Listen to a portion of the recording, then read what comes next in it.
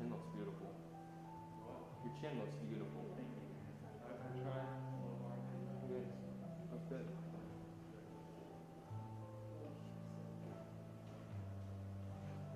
I get to go to Broadway. Pretty much. Friday, Saturday. No, Friday. Yeah.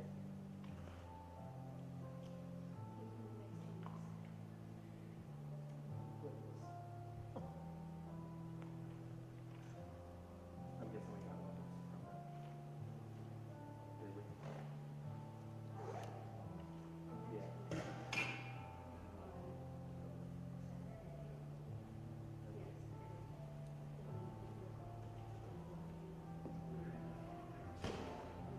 Okay, go grab my headphones real quick. Sure.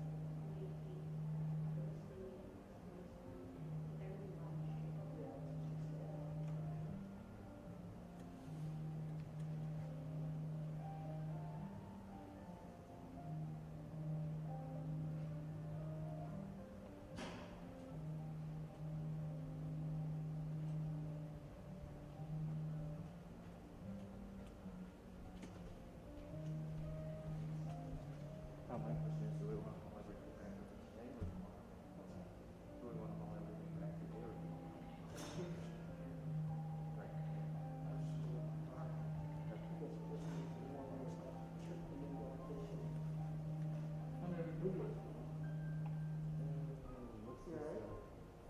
going to? Jacob 10. 50-10.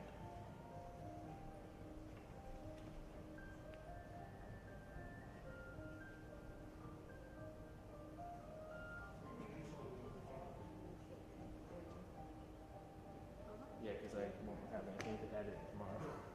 Now that I'm done. Where's the headphones? I'm gonna have, I don't know where it is.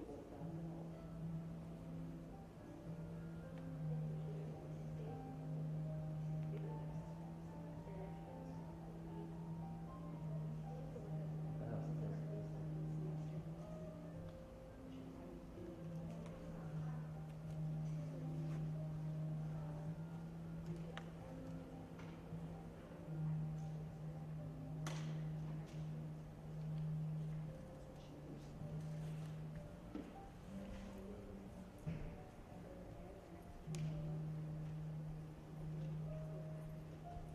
So there might be a problem with the PS officer. He might have to leave for a emergency call.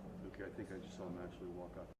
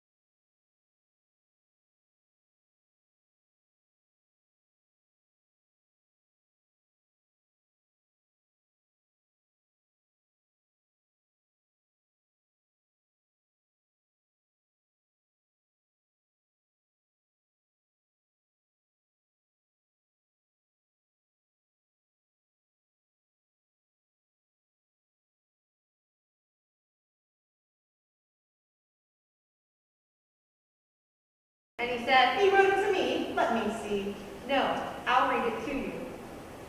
My darling, shan't be able to make it to the theater tonight. Urgent business. 1,000 apologies and 1,000 kisses. Alfred. Oh, I found it on his desk this morning. He probably intended to send it to the theater by messenger. But he forgot it. And I opened it. you mustn't cry. Why mustn't I? You steal my husband and I mustn't cry? Oh, I know how little it means to you. And how easy it is for you. One night you dress like a royal princess and the next night you undress like a Greek goddess. You blacken your eyebrows and you redden your lips and you wax your lashes and paint your face. You have cosmetics and bright lights to make you seem beautiful. And author's lines to make you seem witty and wise. No wonder a poor simple-minded lawyer falls in love with you. What chance have I against you in my own cheap little frock? In my own lips and eyebrows? In my own unstudied ways? I don't know how to strut and pose and lure man. I haven't got Mr. Shakespeare to write beautiful speeches for me. In reality, you may be more stupid than I am. I admit, when it comes to alluring men, I'm no match for you. This is a very interesting case. What is? Yours. Mine? What do you mean? I mean that I never received a flower or a letter or anything else from your husband. Tell me, haven't you and your husband been getting on rather badly of late? Yes, of course. And you used to be very affectionate towards each other? Why, yes, And of late you've been quite cold? yes. Of course, a typical case. My dear, if you knew how often we actresses meant this sort of thing, it's perfectly clear that your husband has been playing a little comedy to make you jealous, to revive your interest in him. Do you really think that? Do you mean to say such a thing has happened to you before? Endless times. It happens to every actress who is moderately pretty and successful. It's one of the oldest expedients in the world, and we actresses are such conspicuous targets for it. There is scarcely a man connected with the theater who doesn't make use of us in that way, sometime or another. Authors, composers, scene designers, lawyers, orchestra leaders, and even the managers themselves. To regain a wife or sweetheart's affection, all they need to do is invent a love affair with one of us. Usually, the wife is always so ready to leave, and we don't know a thing about it. But even when it is brought to our attention, we don't mind so much. At least we have the consolation of knowing we are the means of making many a marriage happy, which might have otherwise ended in the divorce court. But how could I know? There, dear, you mustn't apologize. You couldn't know, of course. It seems so plausible. You fancy your husband in an atmosphere of perpetual temptation, in a backstage world full of beautiful sirens, without scruples or morals.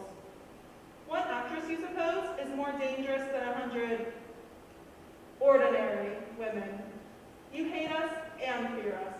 None understands that better than your husband, who is evidently a very cunning lawyer. He plays on your fear and your jealousy to regain the love you deny him. He writes a letter and he leaves it behind him on the desk so you may find it.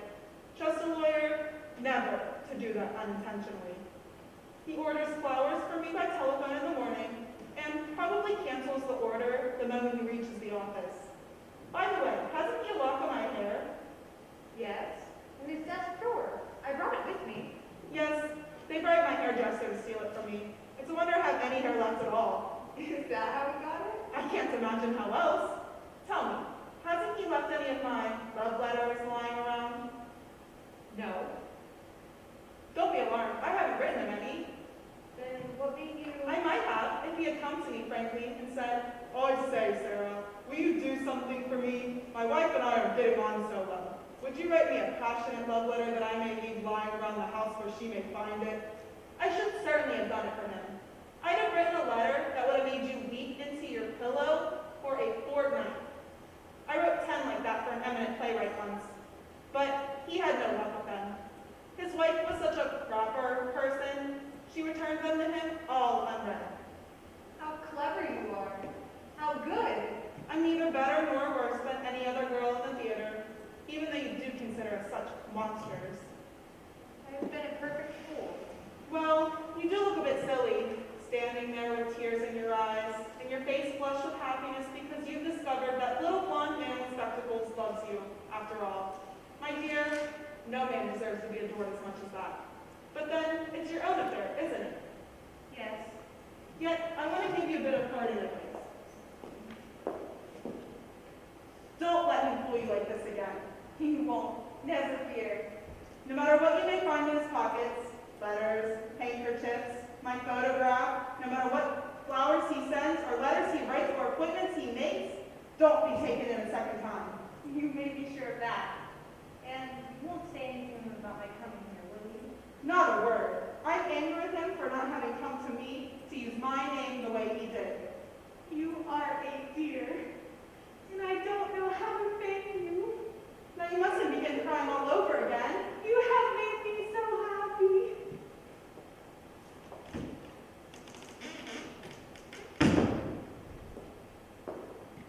All right, Alfred, you can come in now. She's gone.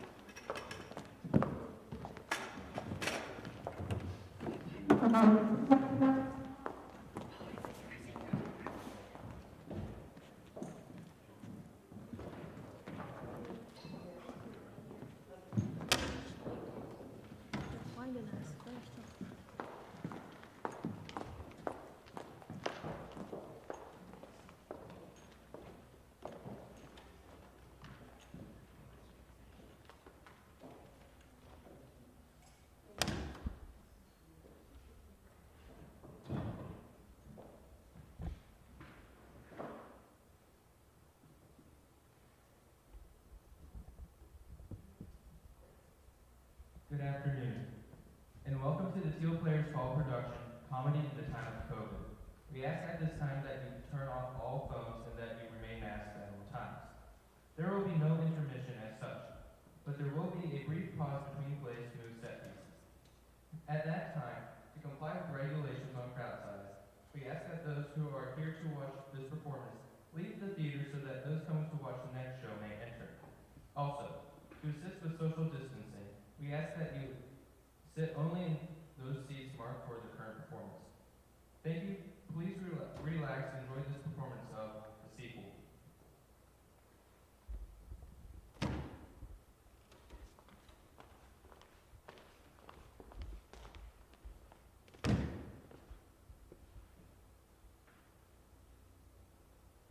Do you recall the situation on which the curtain has fallen thousands of times in thousands of well-regulated dramas? Do you remember how they faced each other, and there were tears in his eyes, or her eyes, or their eyes? Do you mentally picture how he, or she, or they brushed the above-mentioned tears away, or let them remain where they were? And how she whispered, "Yes, Jack," or "Yes, William," or "Yes, Elflet," as the case might have been? Or sometimes just plain yes, and how he, with the expertness gained by many rehearsals, gathered her into his arms and printed a kiss on her brow, or her cheek, or her hair, or behind her ear, but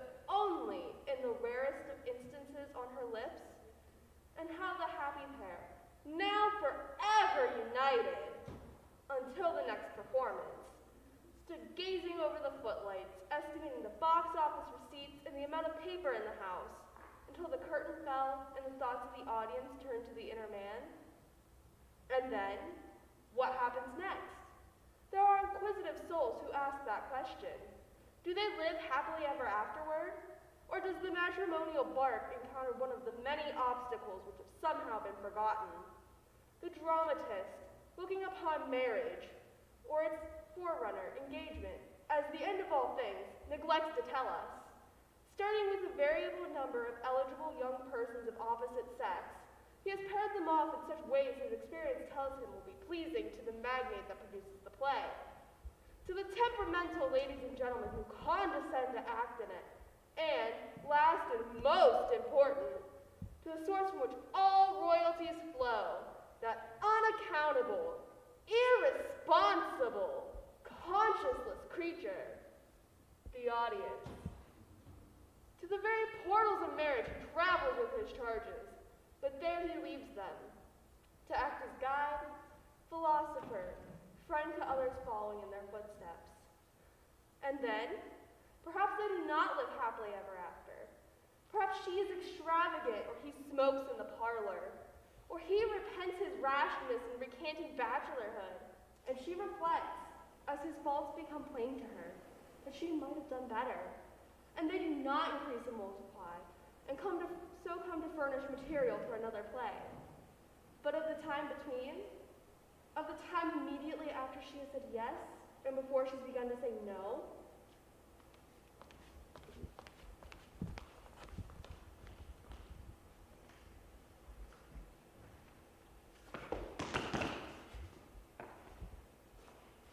Millie! Jack! So you're going to marry me? Yes, Jack. Isn't it wonderful? That we two, just we two. Come. We have so much to say to each other, isn't that so? Mm-hmm.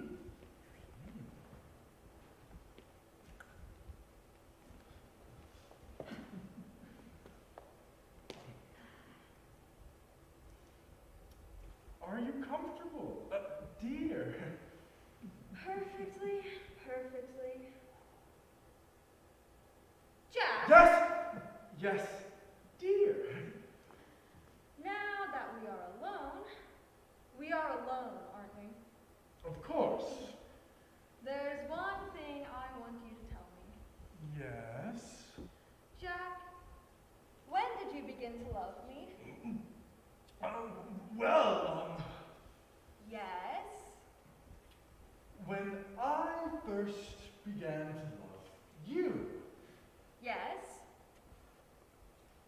why, I think it was the first time I met you. Jack, you don't mean it. I am quite sure.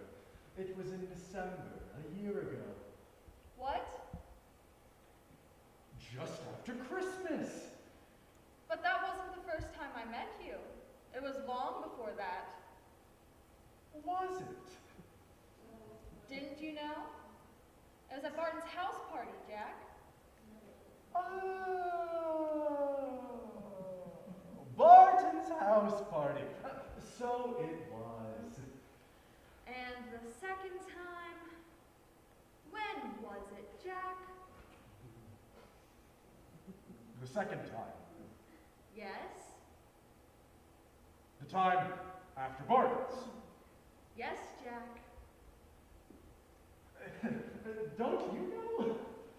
Of course I know. You don't mean to say you've forgotten that also. I'm sorry. Sorry? I'm absent-minded, you know. And you loved me from the first time we met. Oh, and I thought everything would be so different. Now, Millie, don't get angry. I'm not angry, Jack. I'm hurt. Just hurt. I made a mistake. That's all. I thought the first time was later on. In December? Yes. Where? Huh? Where did we meet in December, Jack? Just after Christmas. It's on the tip of my tongue. Well, At Phelps! It was at Phelps. You see, I know Millie. Am I right? yes, Jack. That was the time. Father was there too. You see, I remember. And you made a hit with him. Coming home together, he said, "Now, Jack, that's an awfully nice young woman. I'd like you to get to know her better." He said that about me. Mm-hmm. Now, that wasn't a marker for the rest of the things he said. Oh, You see, Father's been wanting me to get married off for years. oh. I haven't said anything wrong, have I? Wrong? No. Oh, no. Go on, Jack. Look here, I'm not offending you, am I? Offending? We haven't been engaged an hour. Father told me to be careful with what I said tonight. With your future wife, Jack? Careful? He said that if I was in any trouble, I should speak about him. Oh. Well, go on, Jack. What? Talk about him.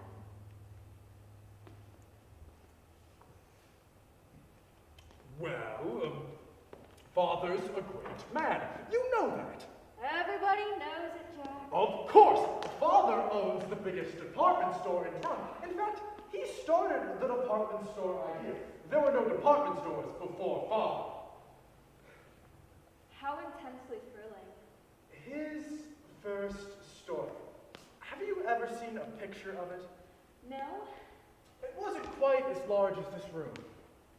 And today, there are more than 3,000 people working for Horrocks Incorporated.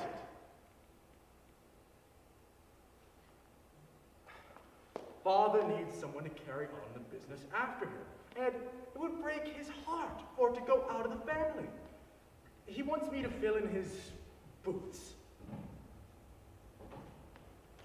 So, is that why he wanted you to be married? Indirectly, yes. I don't understand, Jack. You see, a man's so much steadier when he's got a wife. Yes.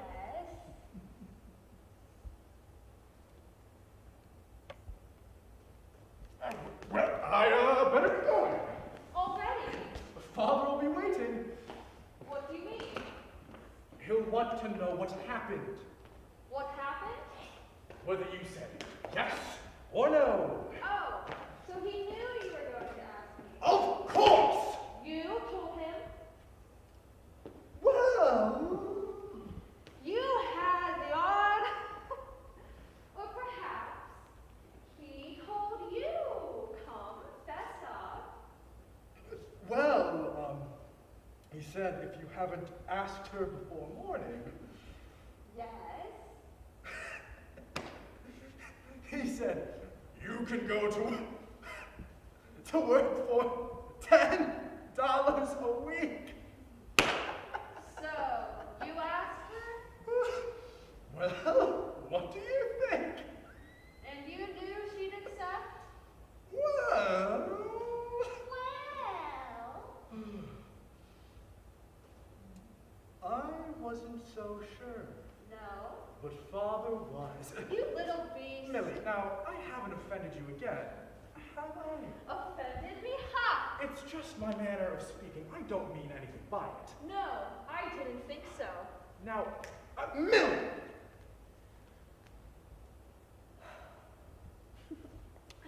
I was only fooling, Jack. Tell me more about it. Not if you're so touchy, Millie. Touchy? No, I'm just a little excited, that's all. Don't you think any girl would be if she knew she was going to marry the son of Horrocks Incorporated? Father's waiting for me. Let him wait. It's only 10. No, Father likes to get to bed early. He likes to be at the store when it opens. He makes it a point to be the first one down. Jack, he won't mind staying up a little later tonight. You have only a block to go. I don't know. A father said... We'll write him a note, Jack. A note. Yes, explain matters. I'll send it round to the maid. Father mightn't like it. He'll have to give in to me this once. He'll be up, won't he? You bet he will. At any rate, till I get home. Ring the bell for Roberta.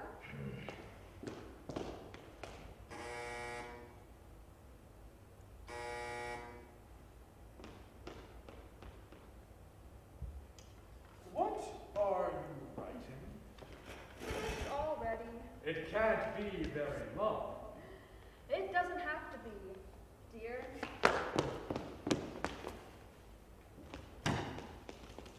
Yes, miss? I'm going to need you to take this note over to Mr. Horrocks and take it over yourself. Yes, miss. Any answer? No, just give it to Mr. Horrocks himself and hurry, Roberta. I don't know how he'll like it. Leave it to me, Jack. Come, sit down. Just think. All the questions I'm dying to ask you. Questions? What questions? You're not afraid to answer me, are you? I thought that didn't come till you were married. That is still some distance away, Jack. You're 26, aren't you? Mm-hmm. And your father's been anxious to get you married? Ever since I left college. Oh. Jack, what is her name? What do you mean? You know what I mean. Lily, that's nothing for you. But I'm engaged, Jack. And engaged girls can discuss all kinds of subjects. But they do, particularly with their fiancés. Jack, if we can't have full confidence in each other now. Who told you? That's not a fair question. Why not? Oh, the things that girls talk about. Yes? The things that married men tell their wives. Oh. And the wives tell their sisters. Oh. And the sisters tell their best friends. And the best friends tell everybody else. Women can't keep secrets. You know that. Yes. So what show is she with now, Jack? She's not working just now. Such a pity. She has talent. There's no doubt of that. How do you know that if you don't even know her name? Why, I've seen her. Seen her? She was the fourth from the right, wasn't she? No.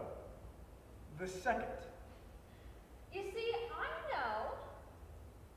And you don't feel differently toward me on account of it? Differently? How absurd, Jack. I never thought you were an angel.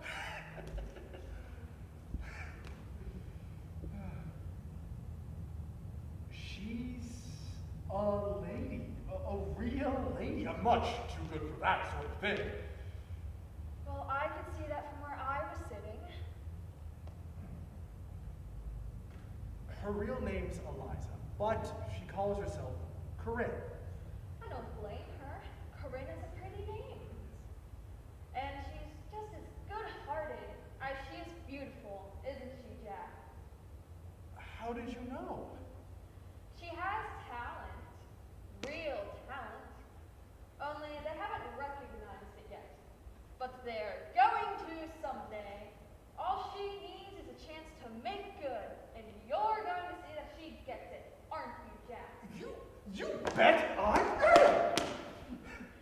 She's been unfortunate, but she's a lady through it all. And no affectations, no airs about her.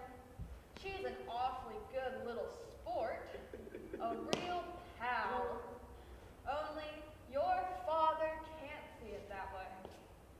Is he the one who told you? That was why he was so anxious to have you married. He wanted you safe and away from her. You knew all along. And never let on. Well, I can hardly believe it. I wanted you to tell me. Say, we're going to get along. Aren't we, though? Millie, you're a good little sport yourself. Do you really think so? I never would have believed it of you. Thanks. Thanks, Jack. And do you want to know something else? I'm not even going to make you give her up. What? Spoil a beautiful friendship? No, Jack. I'm not like your father. I know what it means to you, and I appreciate such things. Millie! Are you shocked? Do you mean it? Do you honestly mean it?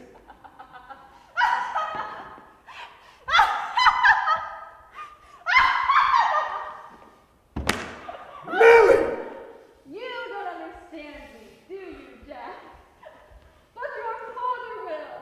You can be sure of that. He's coming here, Jack. I'm expecting him at any moment. Coming here. Is that what you wrote? You didn't have the nerve! Oh, but I did, Jack. You shouldn't have done it. He'll be angry. Good Lord, he'll be angry. He never goes out at this time of night. Hasn't for years. Wait, listen.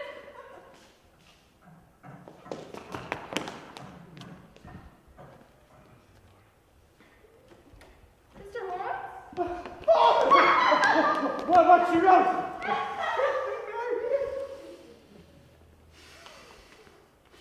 Dear Mr. Department Store. You wrote. Go on! Go on! Please call for goods to be returned.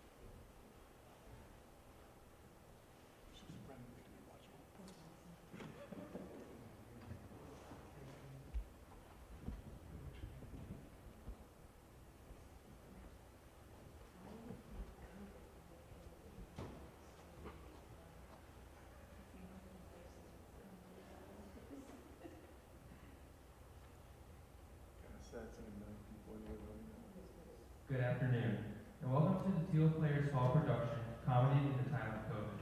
We ask at this time that you turn off all phones and that you remain masked at all times. To assist with social distancing, we ask that you sit only in those seats marked for the current performance. Thank you, please relax and enjoy this performance of A Marriage Proposal.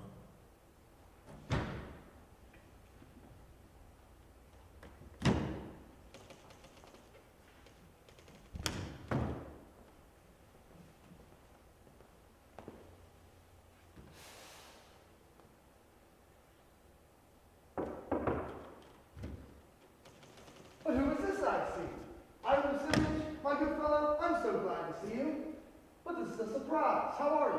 Thank you, and how are you? Oh, so, my friend. Please, sit down. It isn't right to forget one's neighbor. But why all this ceremony? Dress clothes, white gloves, and all. Are you on your way to some engagement, my good fellow? I have no engagement except with you, my dear Stepan Stepanovich. But why in evening clothes? This isn't New Year's. You see, it's simply this.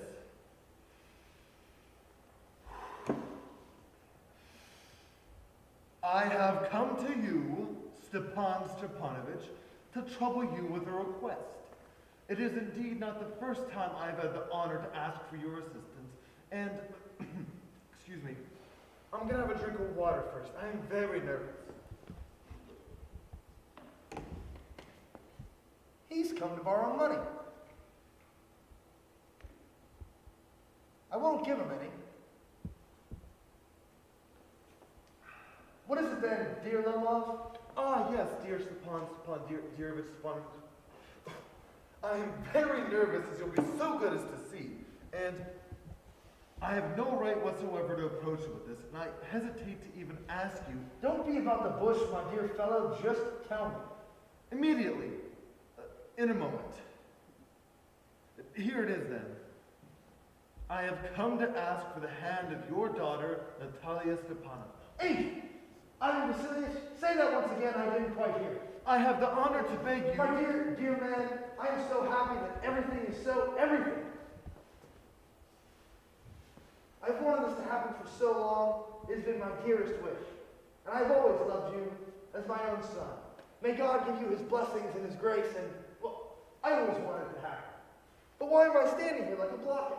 I'm completely dumbfounded, Claire. Completely dumbfounded. My whole being. I'll call it. Oh, wait, Stepan Stepanovich, what do you think?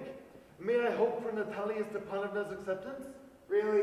A fine boy like you, and you think she won't accept on the minute? Lovesick as a cat and all that. I'm cold, and I'm shivering as though I was about to take my examination. But the chief thing is to settle matters. If one waits too long, or hesitates, or waits for an ideal or opportune moment, he never finds the love he's looking for. I'm cold. And Natalia Stepanovna is an excellent housekeeper. Not at all bad looking. Well educated. Oh, I'm so excited, my ears are roaring.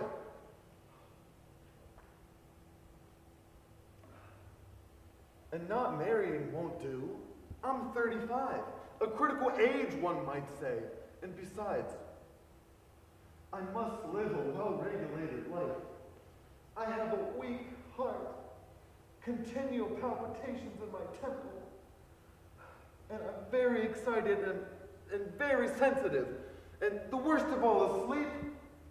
As soon as I lie down, something in my left side begins to pull and tug, and something in my shoulder hammers terribly. I jump up, I walk around a bit, but as soon as I fall back asleep, there's a cramp in my side, and so it is all night long. Ah, it's you. Papa said to go in. There was a dealer in there come to buy something. Good afternoon, Ivan Vasilievich. Good day, my dear Natalia Stepanovna. You must pardon me for wearing my apron in this old dress. We are working today. But why haven't you come see us oftener? It's been so long since we last saw you. Do sit down. Would you like something to eat? Oh, thank you. I have just had lunch. Oh, well, smoke, do. There are the matches. Today is beautiful, and only yesterday it rained so hard that the workmen couldn't do a stroke of work. How many bricks have you cut? Think of it. I was so anxious that I had the whole field mowed, and now I'm sorry I did it, because I'm afraid the hay will rot. It really would have been better if I had waited. But what's this? You're in evening clothes, the latest cut. And are you on your way to a ball? And you are looking better, too, really. What has you dressed up so gorgeously? You see, it's simply this. I have asked you to come listen to me, and you'll be surprised, and indeed you'll be angry, but how fearfully cold it is. What is it? Well? I'll try to be brief, Natalia Stepanovna. As you know, for many years, I have had the honor of knowing your family. My poor, aunt and her husband, from whom, as you know, I inherited the estate, always had the greatest of respect for your father and your poor mother. The Lomos and the Chubakovs have been for decades on the friendliest, indeed the closest of terms with each other, and as you know, my land adjoins your own. My meadows touch your birch woods. Pardon the interruption, Ivan Vasilievich. You said my meadows, but are they yours? Yes, they belong to me. What nonsense! They belong to us, not to you. No, to me. Now, my dear Natalia Stepanovna. That's certainly the first I've heard of that. How do they belong to you? How? I'm talking about the meadows that lie between your birch woods and my brick earth. Yes, exactly. They belong to us.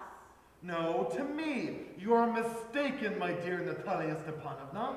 Try to remember, Ivan Vasilievich. Is it so long ago that you inherited them? Long ago, as far back as I can remember, the meadows have always belonged to us. But that's not true. You'll pardon my saying so. Now, while it is true that the title to the meadows was disputed long ago, now everyone knows that the meadows belong to me. There is no room for discussion. Now be so good as to listen. My aunt's grandmother gave the land to your father's grandfather's peasants as long as they were baking bricks from my grandmother. They lived there as they would on their own land, free of cost, for about 40 years. Later, however, when... There's not a word of truth in that. My father and my grandfather, too, knew that our estate reached back to the swamps, so that the meadows belonged to us. There's no room for discussion. I can't understand it. It's really most annoying. I'll show you the papers, Natalia Stepanovna. No, either you are joking or trying to lead me into a discussion. That's not at all nice. We've owned this land for nearly 300 years, and now all of a sudden we hear it doesn't belong to us. You will pardon me, Ivan Vasilievich, but I really can't believe my ears. It's true that the meadows are worth very little. They're not more than 5 acres and worth only a few hundred rubles, say 300. But it's the injustice of the thing that affects me. Say what you will, I can't bear injustice. Only listen until I've finished, please. The peasant of your respected father's grandfather, as I've already had the honor to tell you, baked bricks from my grandmother. My aunt's grandmother wished to do them a favor, Grandmother, so she... grandmother, aunt, I know nothing about them. All I know is that the meadows belong to us, and that ends the matter. No, to me! And if you put on 5 sets of evening clothes and keep on explaining for 2 days, the meadows will still be ours, ours, ours. I don't want to take your property, but I refuse to give up what belongs to us. The meadows mean very little to me, so please, if you're agreeable, take them as a gift from me. But I can give them to you because they belong to me. This is very contrary, Ivan Vasilievich. Until now, we have considered you a good neighbor and a good friend. Why, only last year we lent you our threshing machine so that we couldn't thresh until November, and now you treat us like thieves. That is not the way a good neighbor behaves, Ivan Vasilievich. I see it as a very low trick. To speak frankly, According to you, who am a usurper, then am I. I have never appropriated other people's property, and I shall permit no one to accuse me of such a thing. The meadows belong to me! That's not the truth. They belong to us. The meadows are mine, you understand? Mine! Huh? I'll prove it to you. This afternoon, I'll send my reapers to the meadows. What? My reapers will be there today. And I'll chase them off. If you dare.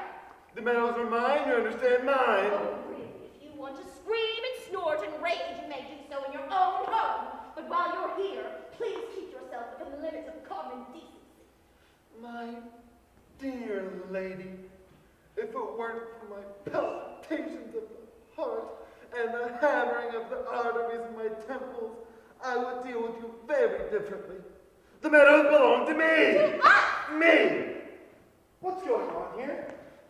What is he yelling about? Papa, on your honor, to whom do the meadows belong? To us or to him? My good fellow, the meadows are ours. Merciful heavens, Stepan Stepanovich, how do you make that out? You, at least, might be reasonable. My aunt's grandmother gave the land free of cost to the peasants of your father's grandfather. They lived there as they would on their own, free of cost for about 40 years. Later, however... Permit me, my good friend. You forget that your grandmother's peasants never paid because there was a lawsuit over the land, and everyone knows that the meadows belong to us. You haven't looked at the map. I'll prove to you that they belong to me. Don't try to prove it, my dear fellow. I will! My good fellow, what are you shrieking about? You can't prove anything by yelling, you know. I don't ask for anything that belongs to you, and nor do I intend to give up anything that belongs to me. And why should I? If it has gone so far, my dear man, that you really intend to claim the meadows, I'd rather give them to the peasants than you, and I certainly shall. I can't believe it. By what right do you have to give away land that doesn't belong to you? Really, you must allow me to decide what I am to do with my own land. I'm not accustomed, young man, to being addressed in that tone of voice. I, young man, am nearly twice your age, and I bear to be addressed respectfully. No, no! You think I'm a fool. You're making fun of me. You say my land is yours, and you expect me to talk to you like a human being? That isn't the way a good neighbor behaves, Stepan Stepanovich. You're nothing more than a land grabber, that's what you are. What? What did he say? Papa, send the reapers to the meadows this minute. What was that you said, sir? The meadows belong to us, and I won't give them up. I won't give them up. I won't give them up. I'll prove in court that they belong to me. In court? You may sue in court, sir, if you like. Oh, I know you. You're just looking for an excuse to go to the law. You're an intriguer, that's what you are. Your whole family were always looking for quarrels. The whole lot. Kindly refrain from insulting my family. The entire race of Lomov has always been honorable. And never has one been brought to court with charges of embezzlement, as your dear uncle was. And the whole Lamar family were insane. Every one of them. Your grandmother was a dipsomaniac, and the younger aunt, Nastasia Mikhailovna, ran off with an architect. And your mother limped. Oh, my heart. And your father was a gambler and a glutton. And your aunt was a gossip like you others. And you are an intriguer. Oh, my heart. It is an open secret that you cheated the election. Oh, my heart. My hat. Where is my hat? Oh, how low. Liar. Disgusting thing. My eyes are blurred. I can't hold my legs. My heart. Never darken my door again. I'll bring that suit to court. We'll see. The devil. And they talk about being good neighbors. Loafer, scarecrow, monster. A swindler like that tries to take control of a piece of property that doesn't belong to him and then dares to argue about it. And to think that this fool dares to make a proposal of marriage.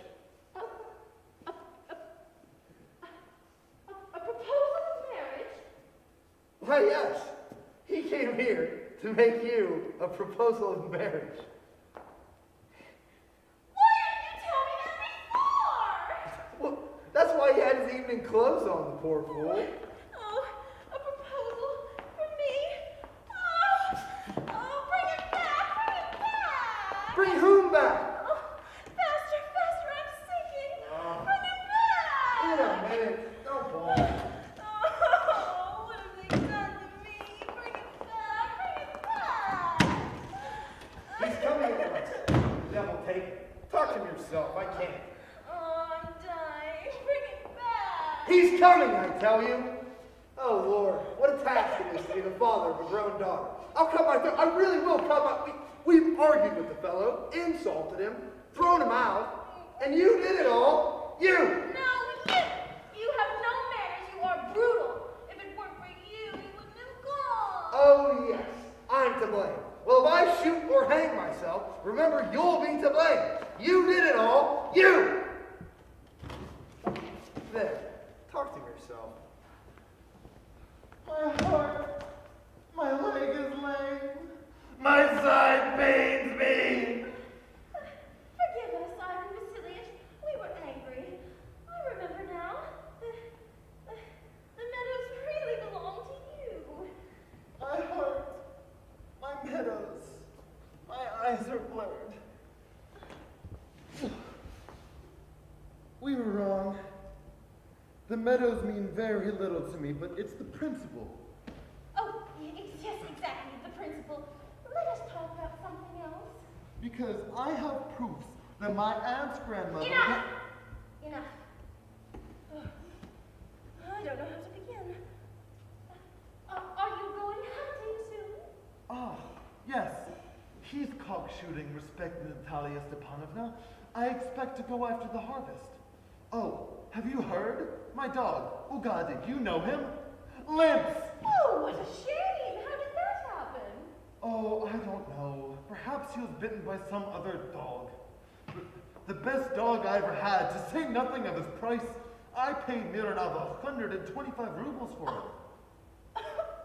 That was too much to pay, Ivan Vasilievich. In my mind, not enough. A wonderful dog. Well, Papa only paid 85 rubles for our Otkatai, and he is much better than Ugadi. Otkatai? Better than Ugadi? What a concept! Otkatai better than Ugadi.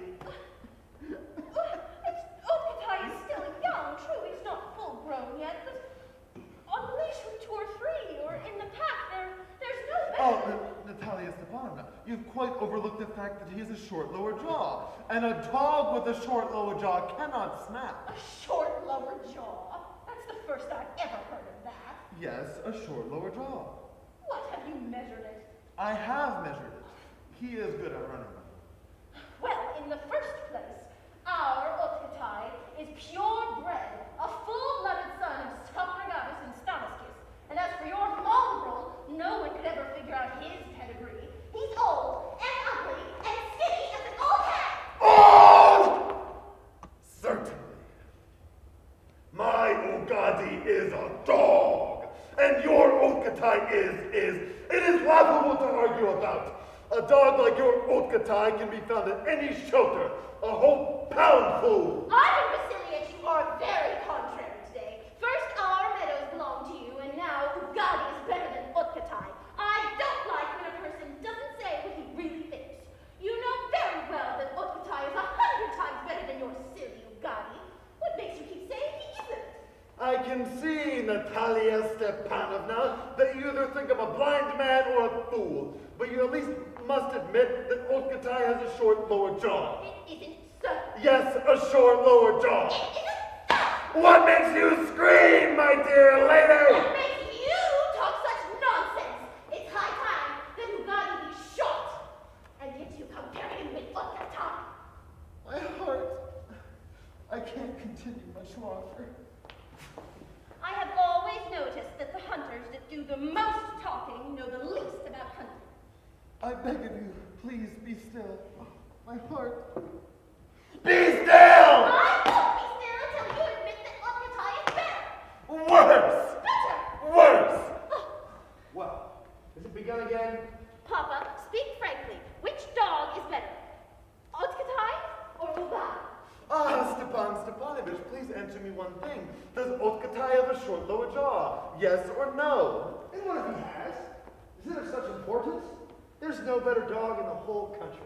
My Ugadi is better. Tell the truth now. What are you shrieking about? Permit me.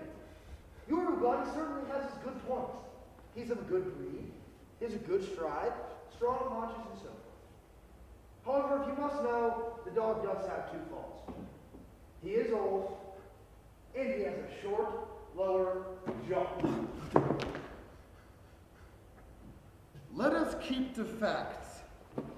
At Morriskin's Meadows, my Ugadi kept ear to ear with the Count Rosvashai and your dog. He was behind because the Count struck him with his whip. Ah, yes, quite right. Because when every other dog was following the scent of the fox, your Otkatai found it necessary to bite a sheep. That is insult! I insisted about that, and I beg you to stop this argument. He struck him because everybody looks on a strange dog of good breed with envy. Even you, sir, are free from the sin. No sooner do you see a dog better than your Ugadi than you begin to this, that, his, mine, and so forth. I remember distinctly. I remember something too. I remember something too. What do you remember? Palpitations! Palpitation? You ought not to be out hunting. You're better suited to sit by the stove in the kitchen and wrestle with the potato peelings rather than being out hunting. Palpitation? And what kind of hunter are you? A man with your diseases ought to stay at home and not join ride around only to find out about other people's dogs and make trouble for everyone. I am sensitive! Let's drop the subject. Besides, you're not my turn. And you only ride to flatter the count. Intriguer, so endless! Whatever! Be still! Intriguer! Be still, or I'll shoot you with my worst gun, like a partridge, fool, lover! Old rat, Jesuit, I know you! Davy, walking, drugstore! And everyone knows that your poor late wife beat you! And your housekeeper wears the trousers in your house. Here, there. My heart has burst. Oh Lord, my heart! My shoulder! Where is my shoulder? The doctor! I'm dying! Baby, half baked clam, fool! Oh, look at you. You shouldn't be out hunting. You can barely kill the sick. Papa, what's the matter with him? Ah! I'm resilient. He's dead. I'm ill! I can't breathe! Air! I'm resilient. What have we done? The doctor! Now what is it? What's wrong with you? He's dead. Who's dead? Oh, yes, he is dead. Good God. Water. The doctor. Drink. Oh, no. He won't drink. What a terrible situation. Why have I never cut my throat? Why have I never shot myself? What am I waiting for now? Just give me a knife. Give me a pistol. Oh, he's coming too.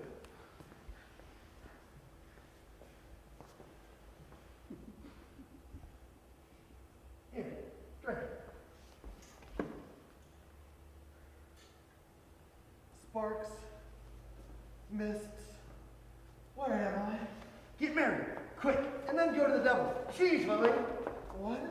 Get married, quick, and the devil will take you both. Yes, I'm willing. Kiss each other! Who? Very nice. Where am I? Oh, I remember. My heart! Sparks. I am happy, Natalia Stepanovna.